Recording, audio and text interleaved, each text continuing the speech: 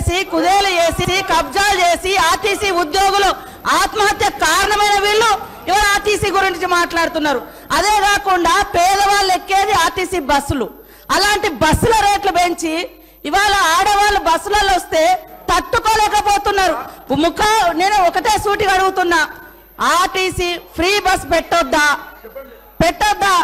ఇవాళ మీరు వ్యవసాయం చేయనటువంటి బీడు భూములకు లక్షాధికారులకు కోట్లాది రూపాయల నోళ్లకు వ్యవసాయం పేరుతోటి రైతు బంధు కట్టబెడితే ఏ పేదోళ్ళైనా రోడ్ల మీదకి వచ్చి మీ ఇళ్ళ ముంగర ధర్నా చేసిర్రా?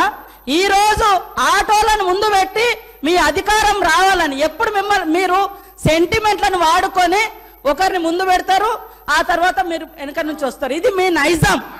గతంలో కూడా అగ్గిపుల్లలు దొరకక డ్రామాలు చేస్తే పాపం వేరే పిల్లలు ఆత్మహత్య చేసుకున్నారు. అంటే చేయకూడదు అంటారు. మరి మీరు లక్షల రూపాయలు కోట్ల రూపాయలు ప్రజల మీద అందరి మీద పన్నులేసి ఆ వచ్చిన ధనము రైతు బంధుల పేరుతోటి ఏ పేద మహిళకు ఏ పేదోళ్లకు రూపాయి దక్కలేదు. కానీ మీరు మాత్రము లక్షలు ఎత్తుకున్నప్పుడు ఏ పేదోళ్ళన్న రోడ్ల మీదకి వచ్చి మాకెందుకు ఇవ్వలేదని అడిగించేటట్టుగా మేమన్నా రెచ్చగొట్టినామా? ఇవాళ అక్క చెల్లెళ్ళు అడుగుతున్నారు, నెలకు 5-6 వేలు మాకు మిగులుతున్నాయి ఆర్టీసీ బస్ తోటి. అంటే వీళ్ళు ఎందుకు తట్టుకోలేకపోతున్నారో నేను అడుగుతున్నా. మరి ఎక్కడ ఏం దొరకనట్టుగా అదే మాట్లాడుతున్నారు. మొత్తం వీళ్ళు అన్ని తీసేయండి.